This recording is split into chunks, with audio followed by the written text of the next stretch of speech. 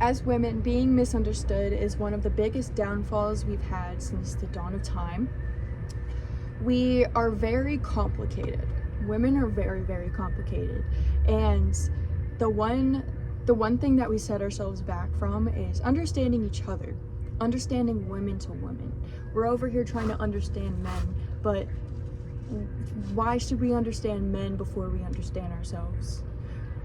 We're competing with the next girl next to us, and we're not actually acknowledging the fact that, we're both women, and we're both, trying to navigate life together. We're both trying to navigate our emotions, and we lose sight in that. We lose sight in the fact that we're all just figuring it out, and it creates this massive ego in women where we're silently competing with each other. We're silently trying to be better than the next girl, silently trying to just be that girl, right? That girl trend, whatever. Like, it's just, we're so misunderstood.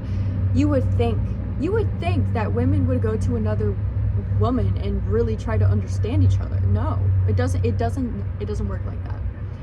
There's some outliers, there's a lot of friends out there that truly give each other like that reassurance, and they, exchange ideas and exchange like how they're feeling and everything.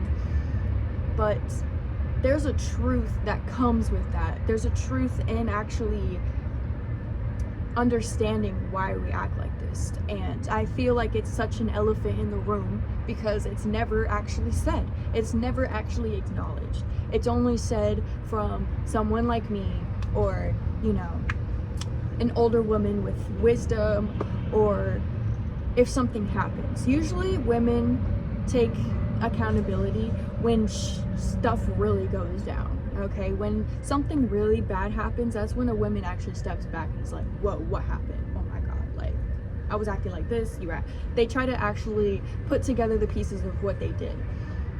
But in the beginning, initially, women don't see it. They don't see what they're actually doing. They don't see that they're competing with another woman. They're just telling themselves, hey, I just want to be better. I just want to be a better person. Like, okay, then just say that. Just say you're trying to be a better person, or just explain why you're doing the things you're doing, okay? Like, this is a very controversial and confusing topic because women are just confusing altogether. So whatever I say is just going to come out very like, whoa, because I have to be direct with what I'm saying here, because it's just so, it's sensitive. It's a very sensitive topic, and we don't acknowledge the fact that we're competing with each other. We don't. And especially with the strangers, especially with women we really don't know, we're really revving up our ego with them. Like, there's women that can't even look me in the eyes and tell me anything. Like, they can't even smile at me. They can't even, like, it's insane to me how much we really hold ourselves back from connection with another woman because of our own insecurities, our own lack of confidence. And confidence is everything for a woman. A woman with no confidence is powerless, straight up. And if you feel powerless in a room and you're just trying to hold this shell, then that is the wrong way to go. You're going to end up feeling like your energy was sucked out of you. You're going to walk out of that room with even less confidence if you sit there and try to act confident. Like, there's faking it till you make it, and then there's like an overall just lack of understanding. You can fake it till you make it, right? But that's only through luck. I feel that is quite honestly through action and luck. Like, if you're able to fake it till you make it, good for you. But you can't keep doing it. You know what I'm saying? Like, you gotta actually acknowledge and understand what you're doing. So the lack of confidence is where it really stems, and the amount of women that actually silently compete with each other, whether it's on the internet or in person, or even with his friends or family or anyone who it may be. It could even be your mom. Your mom could be silently competing with you. Quite honestly, that's the first person that could compete with you as a woman. You know what I'm saying? Like, that is the first woman that should support you, and that's the first woman that would actually find you as a competition. That is so true. So the lack of confidence is crazy in the world right now. You can just see it. You can see the lack of confidence in all these women because they're just putting themselves out there, trying to exert themselves, exert their femininity out into the world, their beauty out into the world, because that's the one thing they value, because they lack confidence in every other area of their life. If beauty is the only thing you value as a woman, then you need to check yourself. You need to audit your life, audit what you truly value, audit what is your morals and values. And if beauty is one of them, great. Then you must be the most beautiful girl in the world, right? Is that even, that's subjective. That's not even like, is it real? Like, perfection is not real. Perfection is a concept. Perfection is something we chase that's never actually there. We are not perfect. And for us to sit here and act like we're perfect is detrimenting every woman and all the generations after us. We need to check ourselves. We need to check ourselves for our generation, for our next generation. It's 2024 now, and the women's suffrage movement, you know, they did a great job, but they gave us too many options. They gave us too many options to actually be insecure. So many decisions to make as a woman that we've just become so insecure in ourselves. We don't know what to do. So we're gonna act like we know what we're doing, and we're just gonna play along. We're gonna play day-to-day life, and we're just gonna do it. Like, we're gonna end up alone. We're gonna end up alone and scared and emotional and not knowing what to do. Quite honestly, depressed. And depressed women, there's a lot of them out there. There's a lot of 50-plus-year-old women that are depressed, that are, you know, single mothers, that are divorced, that are, you know, just still trying to figure out themselves. And it's sad. It's so sad, because the 20-year-old women, even the 18-year-old women now, you know, we're all just exerting ourselves to the point where we think we're better than the next person, and it's not true. Nobody's better than the next person. We are all different. We are all different. We are not equal in the slightest. And the fact that we don't come together as a whole, as women, and really try to understand ourselves, it's not sufficient. It's not going to be sufficient. There's going to be a bad downfall. There's going to be a bad downfall in society, and quite honestly, it's happening as we speak, because there's women out there making money showing their bodies and, you know, selling their souls and not actually being happy. They're, you know, getting money from sugar daddies and baby daddies, all of this, like, they're getting money, and then they're just like, yeah, you know, at least I'm getting the money, you know, like, they're telling themselves, justifying everything, and it's just, it's becoming an issue for women like me, because now I have to navigate your lack of confidence being in the same room with you, and you can't even tell me straight up that you don't feel comfortable. You can't even look me in the eyes and smile at me, or you can't even, like, you can't appreciate my existence, because your existence is the only existence that matters, right? Because women are selfish. They're so self-centered. We are the most self-centered species, straight up. Mainly because we have motherly instincts. You know, motherly instincts are selfish. We're selfish with our children. But if we have no children, then we're selfish with our ego. Straight up like that. We're not selfish with ourselves, because if we were, then we would actually isolate ourselves and not involve ourselves in silent competition. No. We are selfish with our egos, and we let our egos dictate all of our decisions. And usually it's by looks and beauty and sexuality, and, you know, since women are such sexual beings, we're able to take advantage and use it to our benefit, to make money off of it and profit and market and all. Like, it's so bad. It's bad. It is so bad. Literally, there's so many people out there that are making money off of just not being feminine. And being a woman, femininity is our power. It is ours. It is ours to actually light the world. We are love. We are light.